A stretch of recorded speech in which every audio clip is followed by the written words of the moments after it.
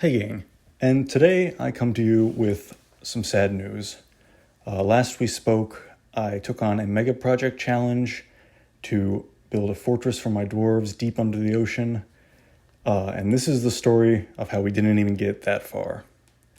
So this is the embarkment, this is our island, and so this footage is going to skip forward like twice and show basically beginning, middle, end of this fortress.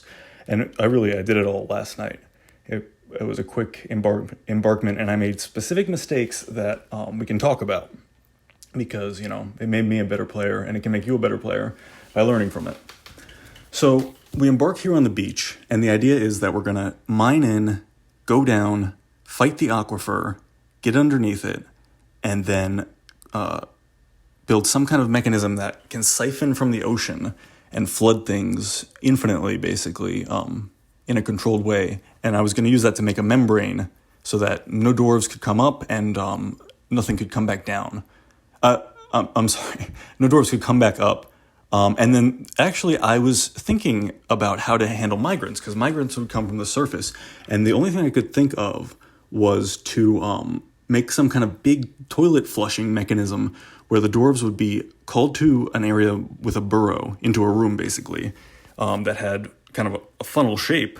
And then I would flood that room and it would wash all the dwarves down a bunch of Z levels. And I'd have to figure it out. I think water breaks fall damage, but leave in the comments if that's not true. As I was planning this, I was like, I'm going to have to think of a way to do that. And I don't know how fall damage versus water works and things like that. Or even why, this funnel idea probably wouldn't work for a million reasons I didn't think of. But so right here, we're setting up. We just embarked. I'm digging my first room into the side of this mountain. You see that collapse notification is because we're chopping down big trees for wood. And let me tell you what I did wrong. So I got too focused on the mega project too early. That's lesson one. If you start a new embarkment for a mega project, you have to make sure that your fortress itself is actually healthy enough. I realized that I was rushing so hard, and you'll see at the end of this video, I do actually set up, I achieve the goal. I get under the ocean, I have the ocean controlled, I have the ability to flood. I basically have the mechanism ready, but in that I was rushing and I forgot some very basic things. So I realized too late that I hadn't set up butcher, kitchen, fishery workshops because I had rushed. I had just made a carpenter so that I could make one chair, so that I could assign a manager and start working on this. And I guess in my last mirthful embark, the dwarves kind of took care of themselves and were pretty happy, and the force was so good they didn't even have to work very hard to eat or drink. And this kind of seemed like it might be that on the surface, so I thought, I can let my dwarves take care of themselves mostly. I'm going to focus on this to get it ready, and they can just kind of live outside. Lesson 2, the thing that I really underestimated, and that's what's in the title and the thumbnail and stuff. I guess I didn't check about the savagery of this area, and I'm not sure what causes animal people to spawn, but you'll see a few times I'll open the other list, when you go to the list of all your dwarves, and then you can go to others, so things that you don't control, so like enemy combatants or merchants. When you go to other, it was constantly full of all manner, just all different kinds of crazy animal people. And they were kind of like aggressive animal people. So the thing that decides how much animals mess with you and basically how often dwarves will just get attacked while they're trying to walk around on the surface and later in caves is called an area savagery. And there's 3 levels. If I haven't gone over this, imagine just kind of like it's pretty easy to understand the different kinds of embarkments. It can be good, it can be evil, or it can be neutral. And then it can also be on a similar 3 levels. It can be very peaceful, regular, and chaotic, aggressive. And so picture it like a D&D chart, almost like a square of 9 things. I should just draw this, but yeah. So anyway, this turned out to be a very savage. It's a neutral environment, and very, very savage. And you'll see, I'm going to show my list of dead by the end. And my dwarves did a good job. The first 7 dwarves each took down 3 or 4 animal people. But every time they would get a little injured, they would have to rest. And the other thing is that, so because animal people are people, They are sentient ant creatures, and so they're constantly attacking my dwarves and forcing combat. But then when a dwarf successfully kills them, they get a traumatic negative thought, like major one, like, oh, I killed a man, I killed. And so all my dwarves are like very badly traumatized. Every day they're being forced to kill these like weird, like Island of Dr. Moreau things that are just bothering them. And then and when I say like a serious negative thought, I mean it would be one where when you go in the thoughts panel, it'll be like, I enjoyed eating at a dining room table, or like, I didn't like getting caught in the rain. But then there are like other ones that are like personality changing, like serious, like they'll remember it for the rest of their life. And I was getting indications like that where I was like, why are you so unhappy? And a dwarf was like, they were reliving the first time they killed somebody. And then like, I don't even know how advanced the PTSD simulation in Dwarf Fortress is. Does killing again, because each dwarf had to kill a few. So does each event like have a chance of triggering reliving the event?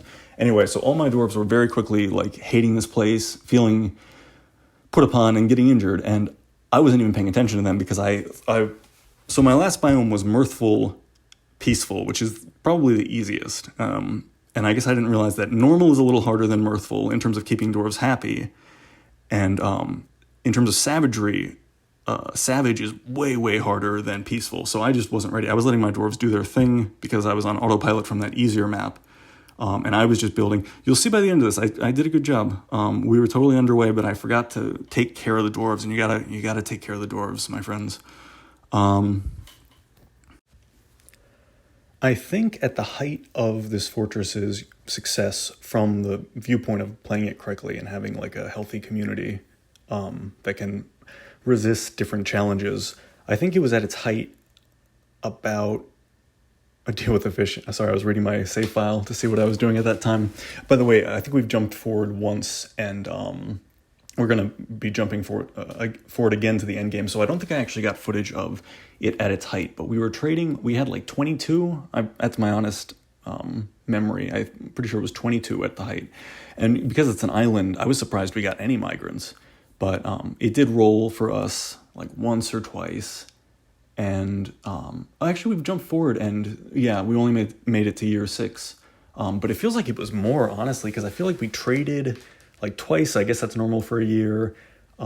This is my list of the dead and missing, and more wild animals. I mean, I guess I need to learn how to do a savagery build. I imagine it's very much like embarking in an undead or any kind of hostile environment where you really want to cloister right away, make like a controlled, safe area, and then just like venture out, kind of like Attack on Titan, or if you like that one, where there's a city and then there's excursions. I do need to teach myself how that works, the like raiding missions and stuff. Let me clarify my plan going forward, because I did kind of fail this challenge. My plan going forward is to unretire the mirthful one that I did before, and then that's a really healthy one, so I can use that to show you guys like magma pits, a lot of the like really deep earth content, which a lot of people are interested in. I actually made a video like 6 months ago, before the Steam version came out, that's about endgame content, and that one, since my channel has started growing, that one has like really picked up randomly from the old videos. People watch the first one and then they watch that one about the endgame with spoilers. Fair warning. And one thing I will say, because I don't want to be like the spoiler guy, the Dwarf Fortress community is intentionally kind of vague about the end game, and they really try not to spoil it for people. So I respect that, and anytime that I talk about it, I will do spoiler warnings, and I hope that anyone who chooses to watch enjoys and appreciates that. I hope I'm not making anyone angry by ever telling anyone, even if they ask. Anyway. So, okay, what are we looking at here? So you can see to the left there, the ocean is pouring in these 2 floodgates, which are controlled by a lever. And funny, not really funny story about this, but I actually dug this originally 1 level down, 1 level deeper, and the pressure was so much different, because it's an ocean, that it immediately drowned the dwarf who cracked it. And I get the impression they were like slammed against the ceiling, like crushed by the water crush. Not really a funny story, but so then I did it more at the surface, and you can see the ocean's just flooding in. You can see that water pressure.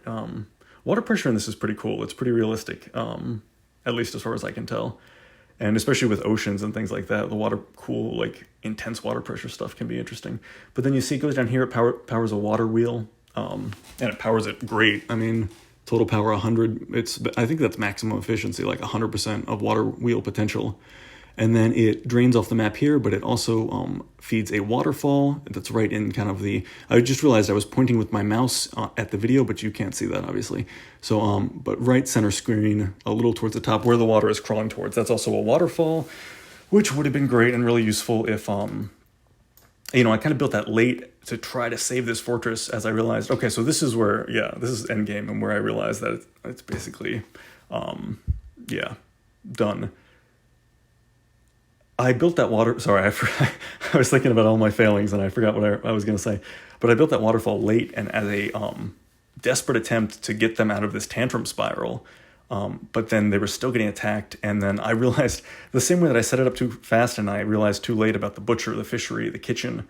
I realized too late that I didn't set up a hospital. So now half the dwarves of this 13 dwarf outpost, and you can see there's miasma rising off my stockpiles. I really am embarrassed. This is like when you show somebody your room and it's like really messy, and it's like you think that they feel less of you, think less of you. Yeah, this is one of those. I did fail, guys. I'm sorry, but again, I'm a man of my word. I'm gonna bring you my wins and losses, and yeah, I think next one I'm gonna go back to that aquifer one, just for a reset. And I'll think about mega projects that I can attack again. Every time that I try one of these, I am learning more about water engineering, so it's always worth it. And that's why I recommend to do this stuff once you're familiar with, you know, once just playing Dwarf Fortress isn't stressful on its own at this point. These projects are like how you expand your skill set. I really need to learn how to use macros. I actually never learned how to use them in the earlier games, and then I was reading today, it looks like the Steam macros are not fully implemented or optimized yet. It's not quite as responsive, at least based on what people are saying, than earlier versions, because, you know, that happened with a few things, like adventure mode doesn't exist yet. Like, they're prioritizing what most people want, and I definitely respect that, but I do want to relearn macros because I'm tired of making individual bedrooms. I want to, I just want to print that stuff out, you know. Oh, and you can see there's vomit in the hallway there's so much miasma. So dwarves are going to take care of their wounded friends and family, and it stinks so bad that they're vomiting in the hallway. I really apologize. This is a terrible fortress, but I did tap that ocean, which is something I've never done before. So, you know, that's progress, and you can always start over. I'm going to reiterate, they don't market it this way anymore because they maybe realized it was bad marketing, but the official motto of Dwarf Fortress is losing is fun. Because that's what it's about. We're playing this fantasy simulator and seeing what we can make happen and getting better at it. So I'm going to go back to playing normal, and I think I can show you guys some cool stuff soon, like magma forges, and, you know, maybe cave life, useful things you make.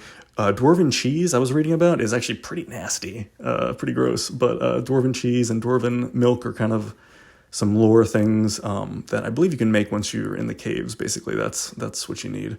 So yeah, maybe I'll make some like delicacy items and show that stuff off. I haven't done like an object stream where I talk about all my legendary items and how to get them and the most interesting ones. There's one that I never got that I really want, and it's called I forget, but the dwarf will possess a butcher shop as their special thing, and then the items they need will be like dwarven flesh, so they'll actually murder the closest dwarf. I don't even know if they can be distracted with a corpse, but that's a very rare, like, psychopathic killer rare mood.